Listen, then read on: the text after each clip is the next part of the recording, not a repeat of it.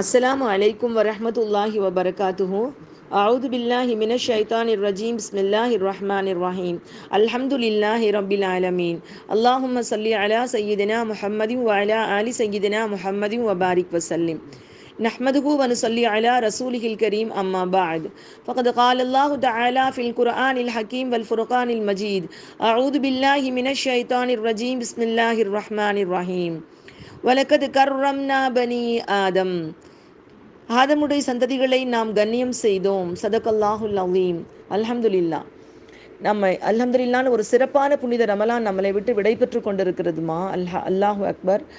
அல்லாஹ் சுப்ஹானஹு தஆலா கொடுத்த பொன்னான இந்த பொற்காலம் நம்முடைய பாவங்களை விட்டு நம்மளை பரிசுத்தப்படுத்தி வாழும் வழிமுறைகளை சொல்லி கொடுத்து எந்த மாதிரியா கண்ணியமாக வாழ்வதற்கு நமக்கு என்ன குணங்கள் தேவை அப்படிங்கிறதையும் சொல்லிக் கொடுக்கக்கூடிய விஷயமாக இருக்குமா. அதாவது இந்த உலகத்தில் வாழக்கூடிய வாழ்க்கை ஒரு சொற்பமான ஒரு காலகட்டம். ஆனால் இது நினைச்ச மாதிரி மிருகங்கள் மாதிரி வாழக்கூடிய வாழ்க்கை இல்லை. நம்ம ஒரு இஸ்லாமிய சமுதாயம், ஒரு உயர்ந்த சமுதாயம். குந்தும் ஹைர உம்மத்தின் உஹ்ரஜத் லின்னாஸ். அப்போ அவ்வளோ உயர்வான சமுதாயமாக இருக்கக்கூடிய நமக்கு எப்படி வாழணுங்கிற பயிற்சி கொடுக்கறதுக்காகவே அல்லாஹு தஆலா ரமலானை இறக்கியிருக்கான். குர்ஆன் நமக்கு நல்ல வழி காட்டக்கூடியது. அந்த குர்ஆன் இறக்கப்பட்ட ரமலான் மாதமும் நமக்கு எப்படி வாழ்ந்தால் நம்ம உயர்வான சமுதாயமாக இருக்க முடியும் அப்படிங்கிறத நமக்கு சொல்லி கொடுக்குதுமா. அப்போது நமக்குள்ள எல்லா விதமான நல்ல குணங்களும் வருவதற்கு இந்த ரமலானுடைய மாதம் காரணமாக இருக்குது.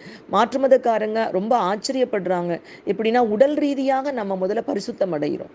உடல் ரீதியாக மாஷா அல்லாஹ் நம்முடைய உடல், இந்த குடல் இந்த 30 நாள் நோன்பு இருப்பதன் மூலமாக ஒரு வருஷம் சேர்ந்த கழிவுகள் எல்லாம் நீங்கி ஒரு புத்துணர்வு அடையுதுன்னு சொல்கிறாங்க. தினம் ஒரு 14 மணி நேரம் இருக்கும் பொழுது சேர்ந்த கெட்ட கொழுப்புகள் எல்லாம் கரைஞ்சு உடல் ஒரு புத்துணர்வு அடையுதுன்னு சொல்கிறாங்க. உயிரோ மாஷா அல்லாஹ் அல்ஹம்துலில்லாஹ் ஆன்மாவுக்கு ரொம்ப பெரிய சந்தோஷமா தான் வந்த நோக்கத்தை நிறைவேற்ற முடியும் அப்படிங்கிற நம்பிக்கையே இந்த ரமலான்ல ஏற்படுது. பொதுவாகவே இயற்கையில உலகத்திலையும் மறுமையிலையும் கண்ணியமாக்கப்பட்ட சமுதாயம் நம்ம. புகாரி ஷரீஃப்ல பதிவாகி இருக்குதுமா. நபிகள் நாயம் ஸல்லல்லாஹு அவங்க சொல்றாங்க, உலகத்துல நம்முடைய கண்ணியம் எப்படிப்பட்டதுன்னு அவங்க சொல்லி காமிக்கிறாங்கம்மா. ஏன்னா எல்லார் மாதிரியும் வாழக்கூடியவங்க முஸ்லிம்கள் கிடையாது. ஒரு உதாரணம் சொல்லுவாங்கம்மா. ஒரு மனிதன் ஆட்டுக்குட்டிகள் வளர்த்துக்கிட்டு இருக்கான். அவன் காட்டுக்கு பஞ்ச காலத்துல காட்டுக்கு ஆடு மேய்க்கிறதுக்காக போறான். அப்படி போகும் பொழுது ஒரு நாள் ஆடு மேய்த்துக்கிட்டு இருக்கப்போ ஒரு புலி தாய் புலி தன்னுடைய சின்ன குட்டியை அந்த இடத்துல விட்டுட்டு ஏதோ ஒரு இறத்திட போயிருக்குது. இவனுக்கு அந்த குட்டியை பார்க்க ரொம்ப ஆசையா இருக்கு. அந்த குட்டியை அவன் தூக்கிட்டு வந்துட்டான். அதுக்கப்புறம் அவன் உள்ளே போகலை. அந்த குட்டியை அவன் ஆடுகளோட சேர்த்து வளர்த்துக்கிட்டு இருக்கான். அவன் என்ன செய்வான், இந்த குட்டிகளுக்கு கொடுக்குற பாலை அந்த ஆட்டுக்கும் அந்த புலிக்குட்டிக்கும் கொடுக்குறான். கொடுத்து இப்படியா வளர்த்துக்கிட்டே வர்றாம்மா. அப்புறம் கொஞ்சம் வருஷங்கள் கழித்து மறுபடியும் ஒரு பஞ்சம் ஏற்படுது. அப்போ இந்த ஆட்டுக்குட்டிகளோட புலிக்குட்டியை ஓட்டிக்கொண்டு மறுபடியும் அந்த காட்டுக்கு போகிறான். காட்டுக்கு போகும் பொழுது அந்த ஒரு புலி காட்டுக்குள்ளே உருமுது. இயற்கையிலேயே ஆடுகளுக்கு மனசுக்குள்ளாக ஜீன்ஸ்லேயே இருக்கும். அந்த புலி உரும சத்தக்கட ஓடிடும். அது பார்த்தாலும் பார்க்காட்டி அது இயற்கையிலேயே அதனுடைய பாரம்பரியத்தில் உள்ளது, ஜீனில் உள்ள குணம். அப்போது அந்த புலியினுடைய உருமலை கேட்ட உடனே ஆட்டுக்குட்டிகள் தள்ள தெரிச்சு ஓடுது. என்ன பெரிய வேடிக்கைனா, ஆட்டுக்குட்டிகளோட புலிக்குட்டியும் சேர்ந்து ஓடி வருது. அந்த புலிக்குட்டியுடைய ஒரு சத்தத்துக்கு ஒரு மந்தையவே, ஒரு மனித இனத்தையே நடுங்க வைக்கக்கூடிய ஆற்றல் இருக்குது. மனித கூட்டமாக இருந்தால் நடுங்க தான் செய்வாங்க. புலி உருமல் கேட்டோன்னு எங்கே இருக்குன்னு பார்க்க ஆரம்பிப்பாங்க. ஆனால் அந்த புலிக்குட்டி ஆட்டோட வளர்ந்ததுனால அதுக்கு தான் ஒரு புலி தன் குரலுக்கு கூட அவ்வளோ வலிமை இருக்குன்னு புரியாமல் அதுவும் ஆட்டுக்குட்டி மாதிரி ஓடிக்கிட்டு இருக்கு. அப்படித்தான் இன்னைக்கு நம்ம இருக்கிறோம்மா. நம்ம இஸ்லாமிய சமுதாயம் தலைமை தாங்க வேண்டிய சமுதாயம், உலகத்துக்கு வழிகாட்ட வேண்டிய சமுதாயம். நாமளும் எல்லாரும் போலவும் காசு பணம் காசு பணம் அப்படின்னு காசு பணத்துக்கு பின்னாடி போய்கிட்டு இருக்கோம். நம்ம எப்படி போய்கிட்டு இருக்கோன்னு சொன்னாமா, அல்லாஹ் இப்போ நமக்கு நஃப்ஸை எப்படி கட்டுப்படுத்துறதுன்னு சொல்லி காமிக்கிறான். நீ உன்னுடைய நஃப்ஸை கட்டுப்படுத்து, கேட்குறதெல்லாம் அதுக்கு கொடுக்காது, அதுக்கு ஒரு பயிற்சி கொடுன்னு சொல்கிறான். ஆக்சுவலாக மிருகங்கள் கூட இதில் கொஞ்சம் பெஸ்ட்டாகவே இருக்குமா. எந்த ஒரு மிருகத்தையும் முஸ்லீம் எப்படி அறுக்கப்பட்ட மிருகத்தை சாப்பிடணும் சொல்லுங்க பார்ப்போம். பிஸ்மில்லாஹி அல்லாஹ் அக்பர் சொல்லி அறுக்கப்படாத மிருகத்தை நம்ம சாப்பிடக்கூடாது. நமக்கு அது ஹராம். எங்கே போனாலும் நமக்கு இது ஒரே சட்டம் தான். ஆனால் அந்த வேட்டைக்கு போவாங்கம்மா, நாய் கூட்டிட்டு வேட்டைக்கு போவாங்க. காட்டு முயல்கள், காட்டில் இருக்க மான்களை வேட்டையாடுறதுக்கு அந்த நாயை அனுப்புவாங்க. நல்ல கவனிங்க, நாயை அனுப்புவாங்க. அப்படி வேட்டைக்கு அனுப்பும் பொழுது அந்த நாய் போகிறப்போ பிஸ்மில்லா அல்லாஹ் அக்பர் சொல்லி அனுப்பிடுவாங்க. போய் அந்த நாய் ஒரு முயலையோ ஒரு மானையோ கவ்வி கொண்டு வந்தால் அந்த மான் அது இறந்து போயிருந்தாலும் அது ஹலால். நீங்களே யோசிச்சு பாருங்க. பிஸ்மில்லா சொல்லி அறுக்கல, அல்லாஹ் அக்பர் சொல்லி அறுக்கல, ஒரு நாய் தான் கவ்வி கொண்டு வந்திருக்கு. ஆனால் நமக்கு ஹலால். ஏன்னா பிஸ்மில்லா அல்லாஹ் அக்பர் சொல்லி நம்ம அனுப்புகிறோம். நம்ம பழக்கப்படுத்தப்பட்ட ஒரு வேட்டை நாயாக அது இருக்குது. அப்போது இதில் என்ன பெரிய ஆச்சரியம்னா, அந்த வேட்டை நாயுடைய குணத்தை பார்த்தோன்னா அந்த சிறப்பு தான். அந்த சிறப்பை பார்க்குறப்போ அல்ஹம்துலில்லாஹ், இது உண்மையிலேயே இது செய்யக்கூடிய காரியம் நமக்கு சரின்னு நமக்கே தோணுமா. பொதுவாக நாய்களுக்கு முயல்கறி மான்கறி ரொம்ப பிடிக்கும் தானம்மா, அதுக்கு ரொம்ப பிடிக்கும். ஆனால் என்ன செய்யும்னா, இங்கிருந்து ஓடி போகிற அந்த வேட்டை நாய் அந்த முயலையோ நாயையோ பறிச்சு பிடிச்ச உடனே நறுக்குன்னு ஒரு ரத்தத்தை குடிச்சு ஒரு சதையை கடிச்சு திங்கவே திங்காதுமா. அது வந்து எஜமான் வந்து இழுத்து கொண்டு போட சொன்னாருன்னா அதில் மட்டும்தான் குறியா இருக்குமே தவிர அதை நம்ம தின்றுவோம் அப்படின்னு நப்சுக்கு இடம் கொடுக்காது. அதை கொண்டு வந்து இழுத்து போட்டுட்டு நாக்க தொங்க போட்டுட்டே நிற்கும். அந்த எஜமான் ஒரு இறைச்சி துண்டையோ ஒரு பிஸ்கட்டையோ தூக்கி போட்டால் அதை வாங்கி சாப்பிட்டு வாலாட்டிக்கிட்டு நிற்கும். அப்போ அந்த கட்டுப்பாடு இருக்குது பார்த்தீங்களாம்மா, நம்ம எதுக்காக வந்தோம். ஆனால் அந்த கட்டுப்பாடு இன்னைக்கு நம்மக்கிட்ட இல்லை. நம்மள எல்லாம் எதுக்காக அனுப்பிச்சான், நம்ம எதை தேடுறதுக்காக அனுப்பிச்சான் இந்த உலகத்துக்கு. இந்த உலகத்துக்கு நம்ம வந்து சந்தோஷங்களை அனுபவிச்சுட்டு எப்படியோ ஹராமோ ஹலாலோ ஒன்றும் பார்க்காம விழுந்தடிச்சு 4 பேர் முன்னாடி நான் கண்ணியமாக இருக்கணும் பெருமையாக இருக்கணும் இதுக்காகவா நம்மளை அனுப்பிச்சான் நம்மளை அல்லாஹு தாலா. எதுக்காக நம்மளை அனுப்பிச்சான். அல்லாஹு தாலா சொல்கிறான், எந்த படைப்பையும் படைப்பதற்கு 50,000 வருடங்களுக்கு முன்பதாக அர்ஷு தண்ணீரின் மீது இருந்த பொழுதே இந்த உலகத்தில் நான் என்ன சாப்பிடுவேன் என்ன அனுபவிப்பேன் அப்படிங்கிறது ஃபுல்லாத்தையுமே அல்லாஹ் வந்து எழுதி முடிச்சுட்டாம்மா. எழுதி முடிச்சதுக்கு பின்னாடி இந்த நஃப்ஸினுடைய கட்டுப்பாடு நமக்கு இப்போ வந்திருக்கான்னு பார்க்கணும். ஏன்னா நம்ம எதையுமே யோசிக்காம ரமலானை கடந்து போயிட்டோம்னு சொன்னால் சாதாரண ரமலானாக தான் இருக்கும். அதில் இருக்க பாடங்களை நம்ம எடுத்துக்கொள்ள முடியாது. பொதுவாகவே படிக்கிற பிள்ளைகளுக்கு சொல்லுவீங்களே, பாடத்தை புரிஞ்சு படி அப்போ தான் உனக்கு அதில் இருக்க கருத்துக்கள் நல்லா மனசில் பதியும்னு சொல்லுவோமா இல்லையாம்மா. அது மாதிரி ரமலானையும் புரியணும். இப்போ நம்ம நஃப்ஸை கட்டுப்படுத்துகிறோம் சாப்பாட்டுக்கு அந்த தண்ணிக்கலான்னு சொன்னால் என்ன அர்த்தம்னா, ஒன்னால் இந்த நஃப்ஸை தப்பான பக்கம் போகாமையும் கட்டுப்படுத்த முடியும். நம்ம நினைச்சா கண்டிப்பா முடியும். அதுக்கான பயிற்சியை நம்ம எடுத்துக்கொள்ளலாம் அப்படிங்கிற சந்தோஷத்தோட இந்த ரமலானை விட்டு நம்ம விடை பெற்று போகணும். புகாரி ஷரீஃப்ல நபி ஸல்லல்லாஹு அலைஹி வஸல்லம் அவங்க சொல்றாங்கம்மா, என்ன சொல்றாங்கன்னா, ஒரு எஜமான் கிட்ட ஒரு கூட்டம் வேலைக்கு போகுது. ஃபஜ்ரிலிருந்து லுகர் வரைக்கும் வேலை செய்கிறாங்க. எங்களுக்கு வேலை செய்ய முடியாது, எங்களுக்கு கூலியும் வேணாம் அப்படின்ட்டு வேலைக்கு போயிட்டாங்க. இன்னொரு கூட்டம் வந்து சேருது, லுகர்லேருந்து அசர் வரைக்கும் வேலை செய்கிறாங்க. அவங்களும் எங்களால் முடிக்க முடியாது, எங்களுக்கு கூலியும் வேண்டாம் வேலையும் வேண்டான்ட்டு போயிட்டாங்க. அசர்லேருந்து மகரீப் வரைக்கும் 3வது கூட்டம் வந்து வேலையை ஒத்துக்கிடுச்சு. திறம்பட வேலையை முடிச்சு கொடுத்துட்டு டபுள் பங்கு கூலியை வாங்கிட்டு போகிறாங்க. இங்கே பாருங்கள், ஃபஜ்ர்லேருந்து லுகர் வரைக்கும் கூட நேரம், அதை விட கொஞ்சம் கம்மி நேரம் லுகர்லேருந்து அசர் வரைக்கும். ஆனால் அசர்லேருந்து மகரிப் ரொம்ப சுருக்கமான நேரம் தான். ஆனால் வந்து வேலையை முடிச்சு கொடுத்துட்டு டபுள் பங்கு கூலி வாங்கிட்டு போகிறாங்க. சல்லாஹம் சொல்கிறாங்க, ஃபஜ்ர்லேருந்து லுகர் வரைக்கும் வந்து வேலை பார்த்துட்டு முடியாதுன்னு சொல்லி போன கூட்டம் யூத கூட்டம், அவங்களும் வெற்றி அடையலை. அசர்லேருந்து மகரீப் வரைக்கும் வந்துட்டு வேலை வேணான்ட்டு போன கூட்டம் கிறிஸ்தவர்கள், அவங்களும் நோக்கத்தில் வெற்றி அடையலை. ஆனால் அசர்லேருந்து மகரீப் வரைக்கும் குறுகிய காலமாக இருந்தாலும் இருமடங்கு கூலியை வாங்கி கொள்ளக்கூடிய மக்கள் என்னுடைய உம்மத்துக்கள். நம்ம அந்த கண்ணியமானவர்கள்மா. ரமலானில் கொண்டு நம்ம இந்த கண்ணியத்தை காப்பாற்றணும்னு நினைக்கிறோம். நமக்கு அல்லாஹ் கொடுத்துருக்கக்கூடிய இந்த கண்ணியத்தை நம்ம காப்பாற்றிக்கிறணும். எப்படி கட்டுப்பாடாக வாழ்ந்தால் நம்மளால ஜெயிக்க முடியும். இந்த கட்டுப்பாடுங்கிறது எப்படியெல்லாம் கொண்டு வந்தாங்க சஹாபாக்கள், அப்படித்தாம்மா கொண்டு வந்தாங்க. அவங்க எதை பற்றியும் யோசிக்க மாட்டாங்க. ஒரு தடவை பெருமானா ஸல்லல்லாஹு அலைஹி வஸல்லம் அவங்க சபையில் ஜிப்ரீல் அலைஹிஸ்ஸலாம் அவங்க வர்றாங்க. வந்தாங்கன்னா வித்தியாசம், எப்பவுமே ரொம்ப கண்ணியமாக வருவாங்க. திஹியத்துல் கலபி அப்படிங்கிற ஒரு சஹாபி வடிவத்தில் வருவாங்களாம்மா. அவ்வளோ நீட்டாக அவ்வளோ கண்ணியமாக வருவாங்க. அந்த அன்னைக்கு ஜிப்ரீல் அந்த தோட்டம், ஆனால் யார் கண்ணுக்கும் தெரியாது, நபி ஸல்லல்லாஹு அலைஹி வஸல்லம் கண்களுக்கு மட்டும்தான் தெரிவாங்க. அன்னைக்கு வந்து சில நேரங்களில் நபி ஸல்லல்லாஹு அலைஹி வஸல்லம் சொல்லியிருக்காங்க எப்படின்னா, இப்போ வந்துட்டு போனவர் யாருன்னு தெரியுமா, ஜிப்ரீல் அப்படின்னு சொல்லியிருக்காங்க. அப்படியும் ஹதீஸ் பதிவாகிருக்குமா. அப்போது அவங்க வந்து அந்த அன்னைக்கு எப்படி வந்திருக்காங்கன்னு சொன்னால், கோணி சாக்கு இருக்குல்லம்மா, கோணி சாக்கை 2ஆ மடித்து கைக்கு 2 ஓட்டை போட்டு அந்த கோணிச்சாக்கில் ட்ரெஸ் போட்டிருக்காங்க. கோணிச்சாக்கில் போட்டால் எப்படி இருக்குன்னு யோசிச்சு பாருங்க, எப்படி குத்தும், உடம்பெல்லாம் எரியும். அந்த கோணிச்சாக்குக்கு பட்டன் கிடையாது, கருவேல முள்ளு மாதிரி பாலைவன முட்களை அங்கங்கே வச்சு சொருகி வந்திருக்காங்க. அப்போ இந்த கோலத்தை பார்த்த உடனே வந்து நபிசரசங்களுக்கு ஆச்சரியம். ஜிப்ரீலே நீங்கள் இந்த கோலத்தில் வந்திருக்கீங்க, இன்னைக்கு அல்லாஹ் மலக்குமார்கள் எல்லாருக்கும் இதை தான் சீருடையாக்கிட்டான், எல்லா மலக்குகளும் இந்த உடைய போடணும்ட்டான். என்ன காரணம், உங்களுடைய தோழரை கண்ணியப்படுத்துறதுக்கான்னு சொல்லி கொண்டிருக்கும் பொழுதே அபூபக்கர் ரலியல்லாஹு உள்ள வர்றாங்க. உள்ளே வந்தால் அதே மாதிரி கோணிப்பையை கிழிச்சு, அவங்க ஜவுளி வியாபாரி, ஜவுளி கட்டி எது வரும், கோணிப்பை தானமா வரும். அவ்வளோ பெரிய ஜவுளி வியாபாரி, அள்ளி அள்ளி நபி ஸல்லல்லாஹு அலைஹி வஸல்லம் அவங்களுக்கு அள்ளி கொடுத்தவர்களுக்கு அன்னைக்கு உடை இல்லை உடுத்துறதுக்கு, அன்னைக்கு உடுத்துறதுக்கு உடை இல்லை. ஆனால் நபி ஸல்லல்லாஹு அலைஹி வஸல்லம் அவங்களுடைய அந்த திருவதனத்தை பொன்முகத்தை பார்க்காம அவங்களால வீட்டில் இருக்கவும் முடியல, துடிக்கிறாங்க.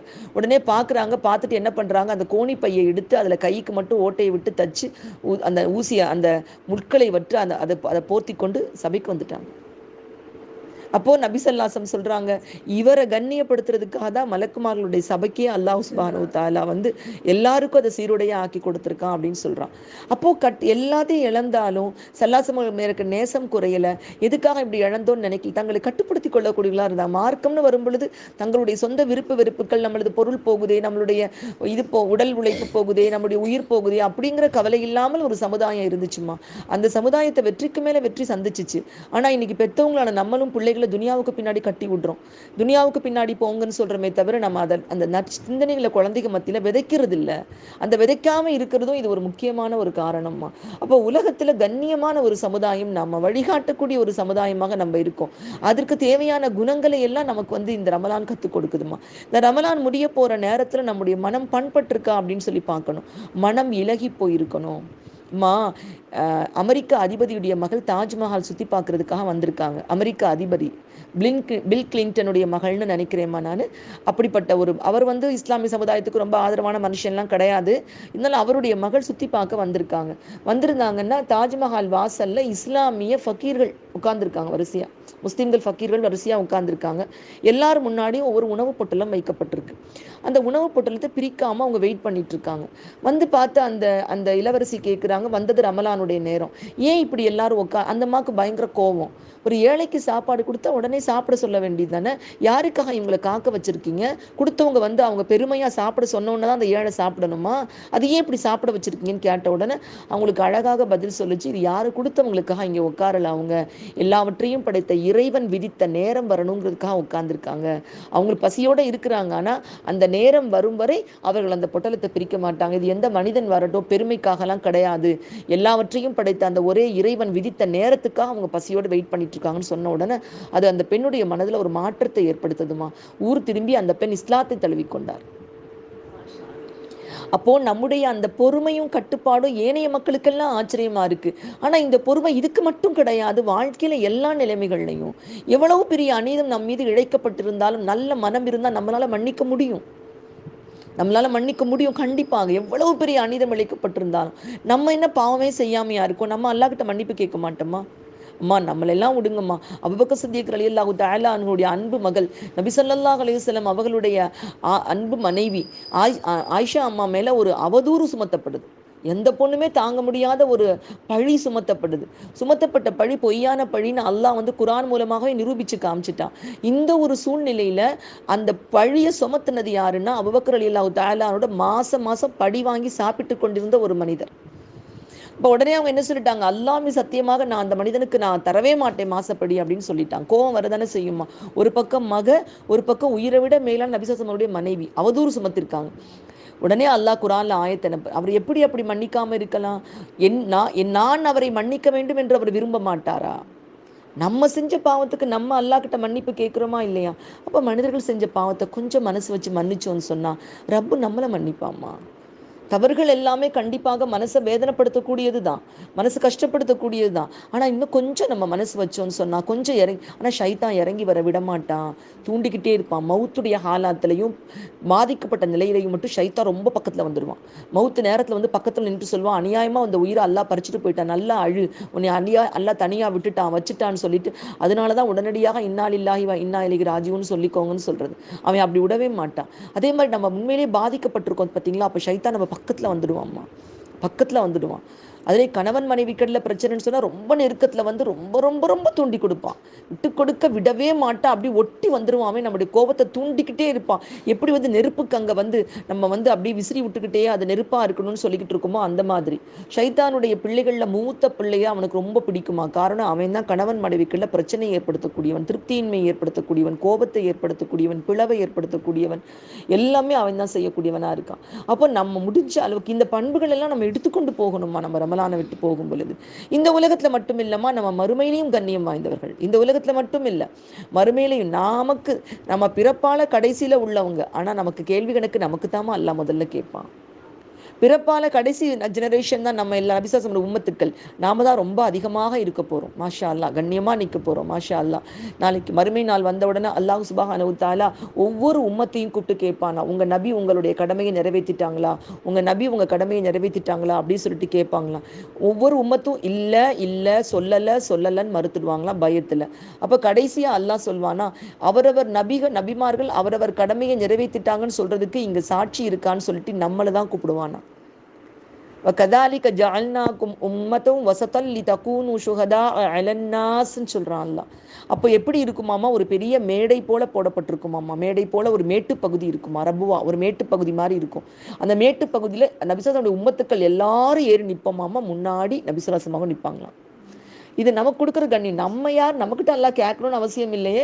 எல்லாம் ரீவைண்ட் பண்ணி காமிச்சிடலாம். மனுஷன் 50 வருஷத்துக்கு முன்னாடி சினிமா படத்தை ரீவைண்ட் பண்ணி பார்க்குறான்னா இவங்க வாழ்க்கையை எல்லாம் ரீவைண்ட் பண்ணி காமிக்க முடியாதா? முடியும் அல்லாவால் முடியும். ஆனால் நம்மளை எல்லாம் கண்ணியப்படுத்துகிறான்.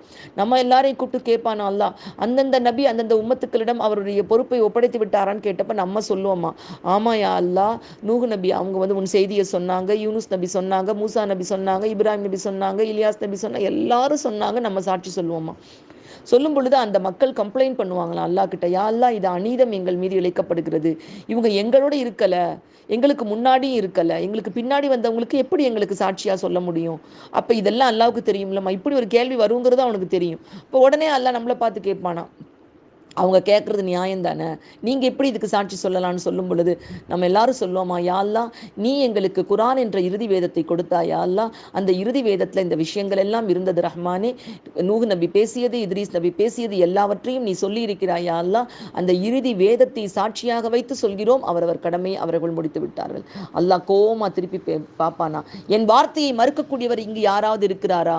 அத்தனை பேரும் அப்படியே அமைதியாயிடுவாங்களாம். இந்த இடத்துல நம்மளை கூப்பிட்டு கேட்கணுங்கிற அவசியம் கிடையாது. நம்ம அல்லாஹ்வுடைய ஹபீப் முஹம்மது ஸல்லல்லாஹு அவர்களுடைய உம்மத்துக்கள், அல்லாஹ்வுடைய ஹபீபுடைய உம்மத்துக்கள்மா. அந்த ஹபீபுடைய உம்மத்துக்களாக நம்ம இருக்கிறதுனால நம்மளை அல்லாஹ் கண்ணியப்படுத்துகிறான். அப்போ இம்மையிலையும் நமக்கு கண்ணியம், மறுமையிலையும் கண்ணியம். சொர்க்கத்துக்கு நுழையக்கூடிய முதல் மனிதர் நம்ம நபி ஸல்லல்லாஹு அலைஹி வஸல்லம் அவங்களாக இருப்பாங்க. நம்ம சொர்க்கத்து வாலிபர்களுடைய தலைவர் நம்ம நபியுடைய பேரன்மார்களாக இருப்பாங்க. சொர்க்கத்தினுடைய பெண்களுடைய தலைவி நம்ம நபியுடைய மகள் ஃபாத்திமா அம்மாவாக இருப்பாங்க. அப்போது எல்லா வகையிலையும் யோசிச்சு பார்த்தோன்னு சொன்னால் நம்ம தலைவர் ரொம்ப கண்ணியப்படுத்தப்பட்டவர். தலைவர்களுடைய கண்ணியத்தால் நம்மளும் இயற்கையிலே கண்ணியப்படுத்தப்படுறோம். நம்ம தலைவர் கையில் தான் அருள் கௌசர் தடாகத்தினுடைய தண்ணீருடைய உரிமை இருக்கும். எல்லா உம்மத்துக்களும் அவங்கள்ட்ட தான் வருவாங்க. நம்மளே போய் வாங்க எங்கள் தலைவர்கிட்ட நாங்கள் கூட்டிகிட்டு போகிறோம், உங்களுக்கு தண்ணி வாங்கி தரோம், நம்ம கூட்டிகிட்டு போகலாம். அப்போ இதெல்லாம் நம்ம காப்பாற்றிக்கிறணுமா இல்லையாம்மா? இதுக்காக ஒரு கண்ணியமான ஒரு சமுதாயமாக வாழணுமா இல்லையா? நம்ம பிள்ளைகளை ஸ்கூலில் சேர்க்குறப்பவே ஏனோ தானோன்னு யூனிஃபார்ம் போடாட்டி பரவாயில்ல, செப்பல் போடாட்டி பரவாயில்ல, அப்படி இருக்க ஸ்கூலில் சேர்ப்போமா? ஒரு கட்டுப்பாடாக உள்ள ஸ்கூலில் சேர்ப்போமா? கட்டுப்பாடாக அந்த பிள்ளை நல்லா வரும் தானே பார்த்து சேர்ப்போம். அப்போ கட்டுப்பாடாக உள்ள ஒரு ஸ்கூலில் சேர்த்தா பிள்ளைகளுக்கு அது தகுந்த மாதிரி நம்ம அது தகுந்த யூனிஃபார்ம் போட்டு விடணும், அது தகுந்த மாதிரி நம்ம செய்யணுமா இல்லையா? அப்புறம் போயிட்டு நான் சும்மா சாதாரண ஓட்டப்பள்ளிக்கூடத்தில் இருக்கிற மாதிரி ஒன்றுமே போடாமல் அந்த ஸ்கூலுக்கு அனுப்பிச்சா நம்மளை கண்டிப்பாக பனிஷ்மெண்ட் பண்ண தானே செய்வாங்க. நம்ம சிறந்த சமுதாயம், வழிகாட்டப்பட்ட சமுதாயம்.